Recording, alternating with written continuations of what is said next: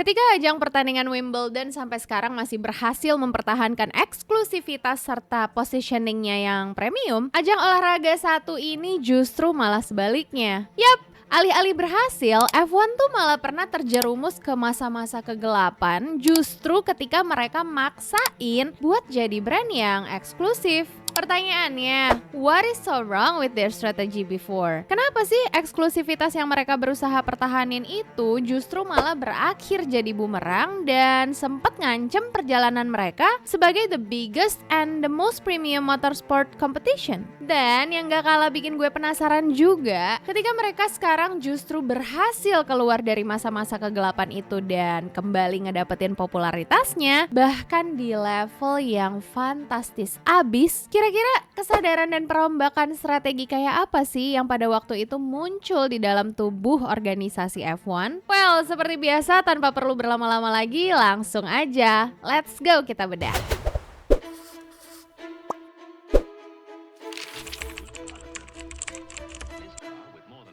Sebenarnya sih ya guys, sejak pertama kali diadakan di Silverstone, Inggris pada tahun 1950 alias beberapa tahun setelah Perang Dunia Kedua berakhir, ajang F1 ini tuh emang langsung menarik perhatian gitu. Makanya nggak heran kalau F1 ini sampai dapat julukan sebagai the pinnacle of motorsport alias puncak tertinggi olahraga otomotif.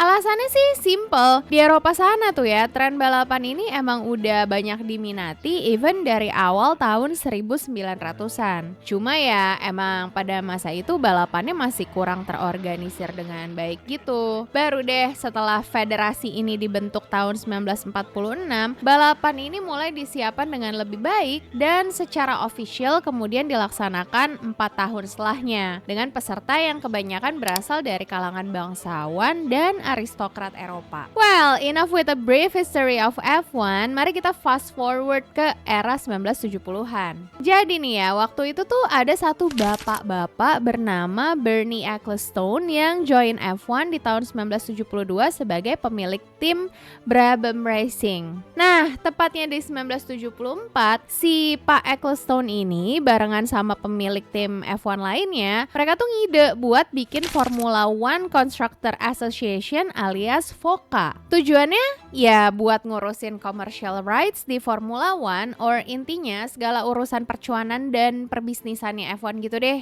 Nah, salah satu hal monumental terkait percuanan F1 ini tuh misalnya kayak ada Concord Agreement yang pertama kali disepakati tahun 1981. Isinya itu ya mulai dari ngatur hak komersial F1, urusan hak siar sampai ke kesepakatan pembagian uang ke para tim. And yep, one of the man behind this all was Ecclestone. Bisa dibilang under FOCA, which was also under his leadership inilah, F1 tuh pelan tapi pasti menjelma menjadi bisnis raksasa global. Eits, tapi bisnisnya pun bukan bisnis yang bisa dinikmati semua kalangan kayak sepak bola gitu, melainkan bisnis yang cuma bisa diakses sama kalangan kelas atas doang. Soalnya nih ya, Ecclestone tuh percaya banget kalau F1 ini adalah olahraga yang harusnya tuh elit dan cuma untuk orang-orang high class aja. Basically mirip lah kayak Wimbledon yang memperlakukan gelarannya itu sebagai exclusive event for the exclusive people only. Dan selama kurang lebih 40 tahun lamanya, strategi ini pun terbukti works buat ngejadiin F1 sebagai tayangan dengan nilai hak siar tinggi dan nge-attract banyak brand produk mewah buat jadi sponsor. Cuma sayang aja guys, beda nasib sama Wimbledon yang sisi eksklusivitasnya itu justru berperan penting dalam nguatin positioningnya sampai sekarang, di mana orang-orang tuh tetap rela buat bayar mahal gitu kan ya. Nah, strategi yang sama itu nyatanya lama-lama malah nggak works lagi buat F1. And you know why? Simply karena eksklusivitasnya itu makin hari udah makin gak relevan aja sih buat si brand F1 ini. Karena instead of berhasil menimbulkan persepsi premiumity yang sustainable, upaya eksklusivitas di F1 tuh justru lama-lama malah nimbulin kesan, lo sombong gitu, kebanyakan ngasih batasan dan ya tuh old school. I mean kalau kita compare dikit deh nih ya, eksklusivitas Wimbledon itu kan bisa kita rasain vibe-nya ya. People can still see it, feel it, but yeah, not everyone can access Wimbledon and that's okay. Nah, kalau di F1, eksklusivitasnya tuh benar-benar ngebatasin. It's like even buat ngeliat dan ngerasain aja, nggak semua orang tuh bisa. Apalagi udah dari lama ya. Ecclestone ini tuh juga terkenal karena sikapnya yang anti sosmed. Buat dia, konten-konten di social media tuh cuma bakal ngurangin nilai hak siar TV dan ngerusak citra glamorous dari F1. Alhasil, dia tuh bener-bener kayak nolak semua jenis digital platform dan nggak ngebolehin ada konten gratis di internet. Dia tuh bahkan juga sampai nge-ban tim-tim dan pembalap F1 buat posting apapun yang berkaitan sama F1 di social media mereka. Ada satu cerita di mana ketika pembalap tersukses F1, Lewis Hamilton, ngeposting kegiatannya di paddock timnya. Terus dia tuh sampai dapat surat peringatan gitu dong. Alhasil banyak postingan Hamilton yang sampai terpaksa dihapus gara-gara aturan itu. Selain itu, Ecclestone juga ngerasa kalau dia tuh nggak nemuin adanya appeal gitu dari audiens anak muda. Karena menurut dia, ya anak muda tuh ya nggak bakal deh tuh bisa beli produk sponsor mewah kayak Rolex atau UBS. Bahkan dia sampai pernah bilang gini dong, most of these kids haven't got any money. I'd rather get to the 70-year-old guy who's got plenty of cash. Nah loh. Jadi ya gimana mau sustain ya kan kalau yang disasar cuma satu generasi itu doang. Makanya alih-alih bertahan, F1 pun lama-kelamaan makin dinilai sebagai olahraga yang boring dan inaccessible. Akibatnya F1 mulai ngalamin kemunduran tepatnya di era 2010-an. Bayangin aja dari puncak popularitas nih ya sekitar 600 juta viewers di tahun 2008-an, angkanya tuh justru turun dan turun dan turun terus sampai jadi cuma 352 juta dalam 8 tahun. Almost 40% and yes, anjloknya gak main-main sih. Even this thing literally almost killed the sport. Sampai akhirnya suatu hari datanglah seorang penyelamat. And yep, they are Liberty Media. Ceritanya, di awal tahun 2006, mayoritas saham F1 tuh mulai dikuasai sama satu pihak bernama CVC Capital Partners. Nah, Ecclestone sendiri sih tetap jadi CEO dari FOCA yang saat itu udah berubah menjadi Formula One Management alias FOM. Serta ya si Ecclestone ini masih ngontrol bisnis model dan promosinya F1. Cuma gara-gara ngelihat penurunan audiens F1 yang udah mulai bikin ketar-ketir, akhirnya CVC tuh mutusin buat ngejual mayoritas saham di saat value-nya tuh masih tinggi ke Liberty Media Corporation, sebuah perusahaan media entertainment Amerika, tepatnya di sekitar penghujung 2016 sampai sekitar awal Januari 2017.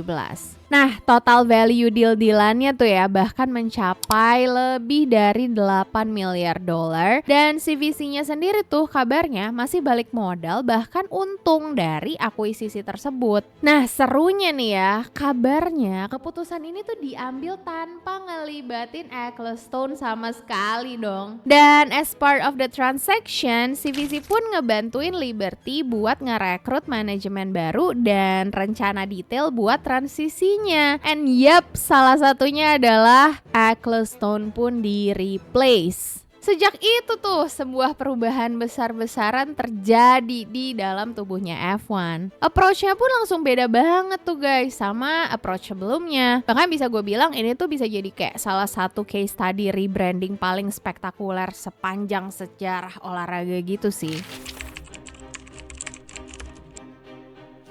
Actually, menurut gue, step awal yang dilakuin sama Liberty Media ini adalah step yang emang kudunya dilakuin sama semua brand yang udah mulai krisis. Yes, they did a deep research soal apa sih sebenarnya yang dipengenin sama market, spesifiknya ya sama fansnya F1. And you know what? The result was shocking. Ternyata what people say versus what people do itu beda banget. Dimana kalau dari survei nih ya, fans tuh katanya pada bilang kalau mereka lebih tertarik sama technical racing. Tapi data soal behaviornya mereka justru nunjukin kalau engagement tertinggi malah terjadi ketika ada sesuatu yang emosional atau dramatik gitu. Jadi Sebenarnya nih, faktanya, audiens tuh nggak peduli-peduli amat sama engine spec. Yang mereka mau tuh adalah the deeper connection ke driver F1, more emotional content juga, and a community for the fans. Dari sinilah Liberty Media pun ngerumusin satu prinsip strategis buat ngembaliin F1 ke masa jayanya. They need to humanize the F1 brand. Dan langkah mereka selanjutnya bisa dibilang cukup bold. Mereka menghapus yang namanya social media ban. Kalau dulu seluruh klip race F1 itu dilarang keras buat diposting, bahkan termasuk snippet-snippet kecil. Sekarang F1 jadi rajin banget tuh buat ngupload cuplikan ini, behind the scenes, sampai highlight dari race di seluruh social media mereka. Teams dan drivers F1 pun bukan cuma dibolehin, tapi di-encourage buat bisa posting behind the scenes dan personal content. Jadinya, teams kayak Mercedes dan Red Bull pun langsung rajin tuh bikin konten-konten BTS dan konten-konten a day in life. Para drivers juga tuh ya, semuanya jadi bebas posting di social media mereka tanpa khawatir dapet teguran dari F1. Ya, intinya they all got the freedom to engage with their fans. Gak cuma itu, UGC dari fans juga udah mulai diterima, di-repost-repostin, bahkan F1 gak pakai mikir 2 kali buat ngasih reactions. Tujuannya ya apalagi kalau bukan buat ngebangun a deeper connection between teams and drivers with the F1 fans. Terus nih ya, di luar itu mereka juga mulai ngebuka akses lebih luas dengan bikin tiered offerings. Ada free tier, low tier, medium tier, high tier, sampai premium tier. Intinya ya nggak ada lagi tuh batasan-batasan kaku atau akses yang super eksklusif. Karena prinsip mereka itu ya everyone should be able to engage regardless of their budget. Lalu mereka juga improve di gelaran racingnya supaya bisa ngasih experience yang lebih memorable juga buat pengunjung. Dan selain itu, F1 ini tuh juga jadi makin aktif buat kolaborasi gitu loh. Misalnya aja sama Hot Wheels atau sama Lego. Dan nextnya, lo tahu apa yang paling jadi game changer sesungguhnya di dalam F1 under Liberty Media? Yap, The Netflix's Drive to Survive yang rilis Maret 2019.